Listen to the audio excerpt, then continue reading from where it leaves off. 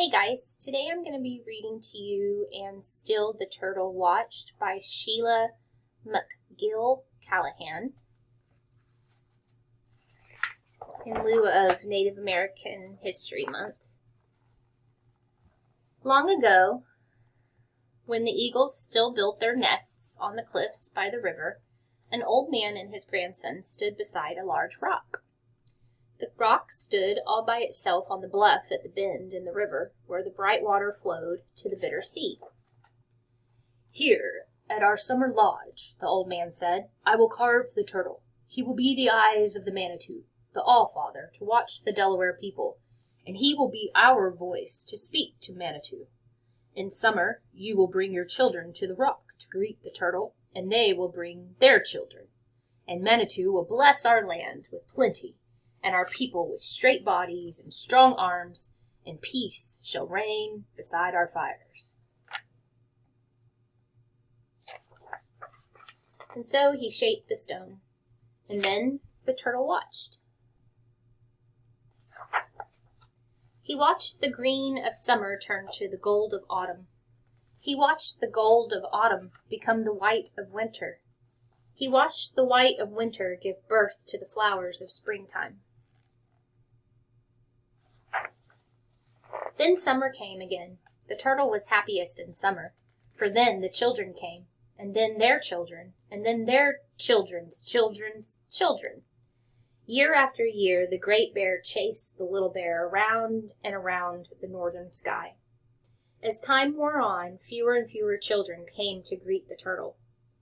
"Have I watched badly?" he thought. "Does Manitou no longer hear me?"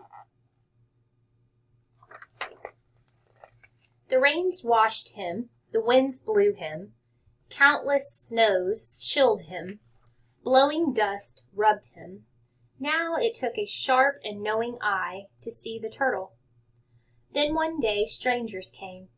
They did not greet the turtle. They did not speak to Manitou. Their axes chopped and killed the forest. Their shouting drowned the lark's bright music. The turtle watched, but did not understand. He watched as stranger followed stranger, followed stranger. He watched white water turn to brown. He felt the air grow heavy. He heard strange growling noises, still the song of birds. At night, new lights glowed near the ground. They dimmed the stars of Manitou. The little turtle grew very sad. "Why do I watch?" he thought. "Why do I speak to Manitou when Manitou no longer hears me? The air is dark and dirty. The stars are dim. The noises hurt my ears. My children have not come for many times, many moons." In the night, the turtle wept. One day, some boys came near the rock. They stopped and pointed. The turtle's heart beat faster.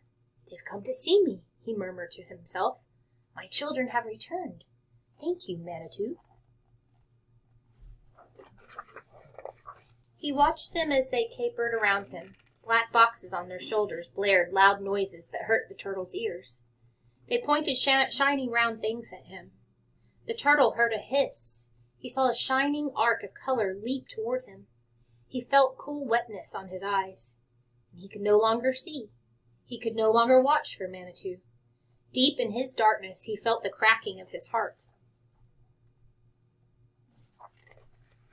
No one watched for Manitou as days, months, and years passed, and the turtle stood in darkness.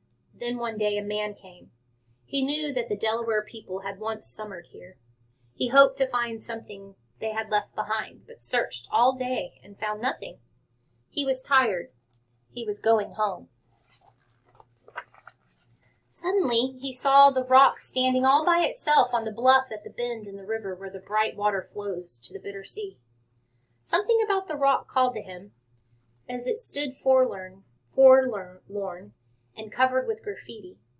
He was a man who saw beneath what first appeared.